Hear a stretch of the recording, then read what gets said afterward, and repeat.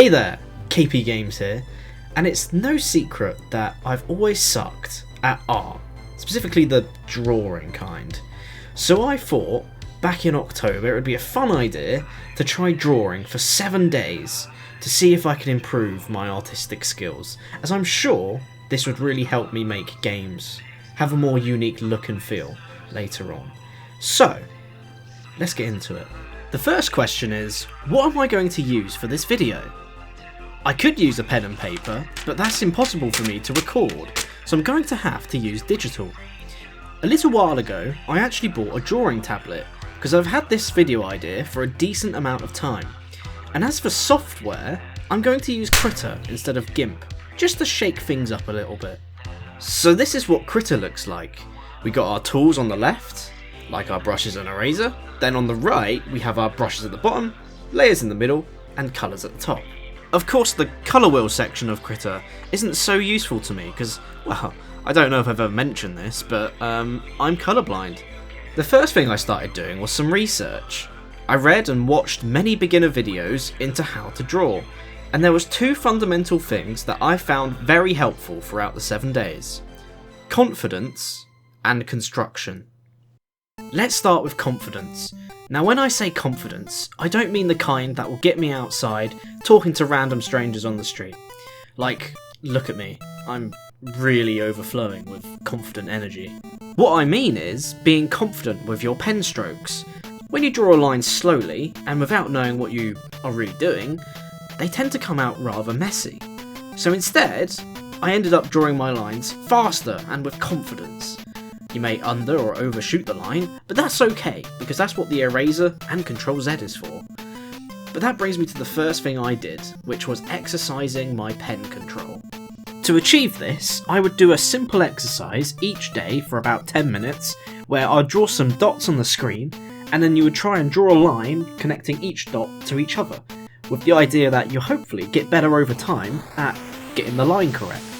Also, if you have a little listen, the pen strokes actually give me a very ASMR vibe.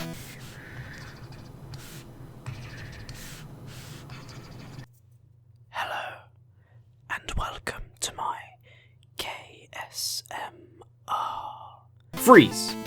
I tell you what, as a bonus video, if this video gets 20 likes, I will make an ASMR drawing video so you can see the full process of me drawing some kind of image. Let's get on to construction. But not this kind.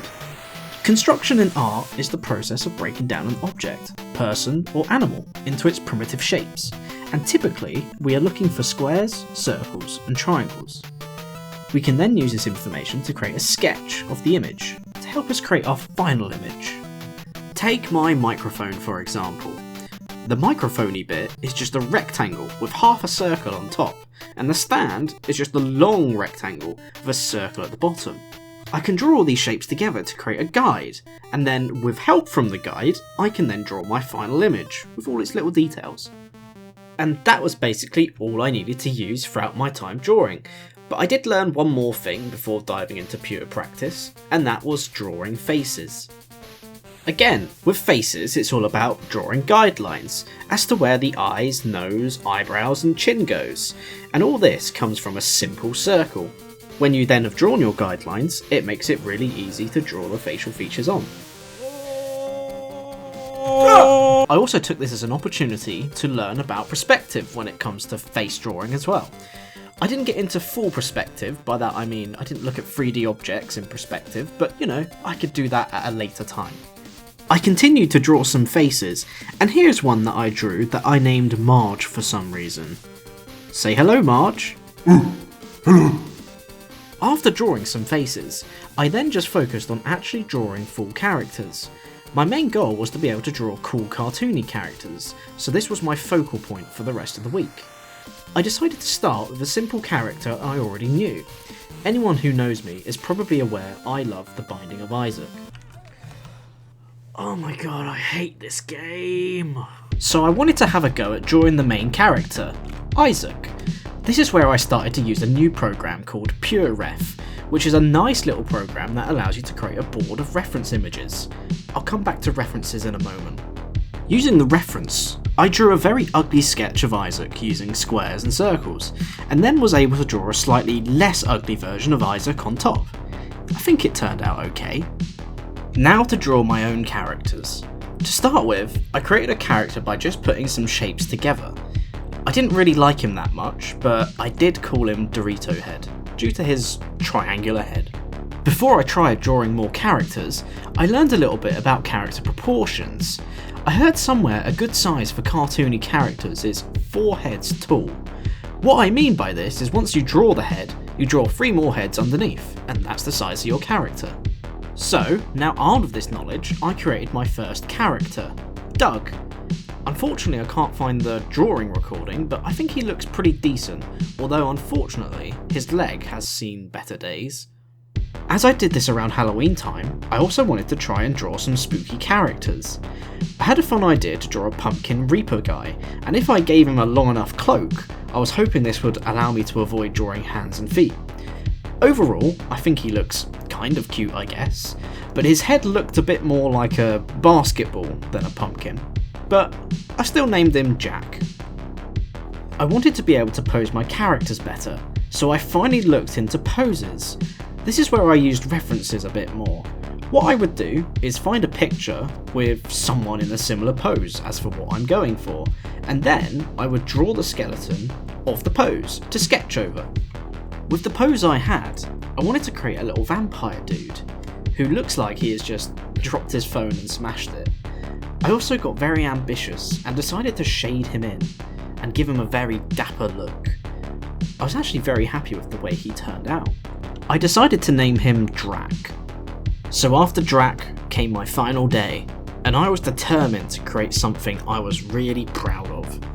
I decided to have another shot at Jack, the Pumpkin Reaper. I felt a lot more confident this time. I'd found a pose I'd really liked, and I thought when I drew the head it looked a lot more like a pumpkin.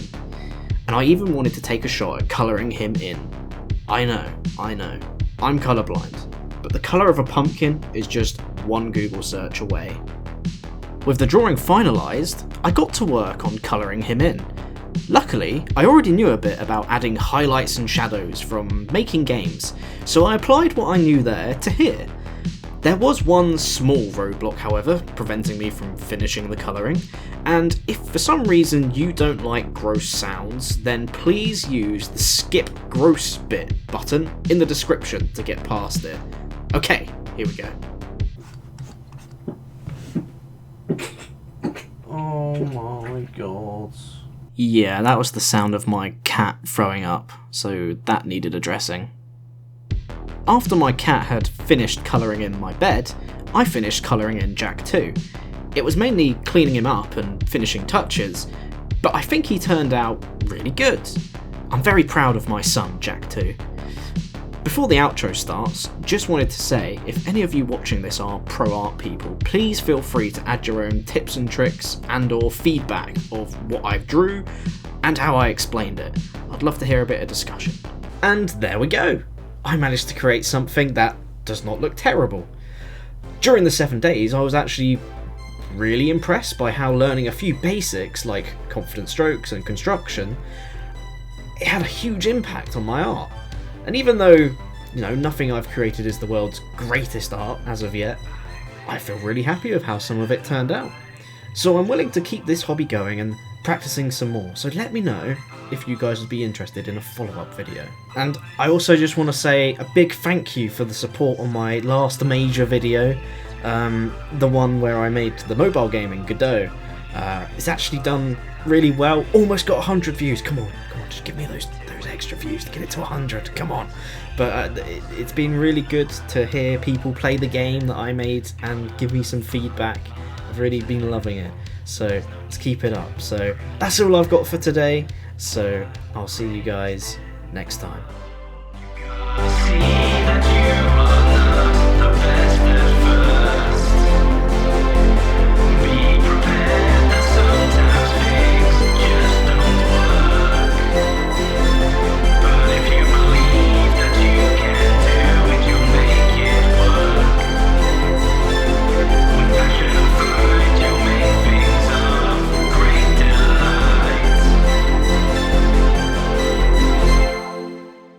Ooh.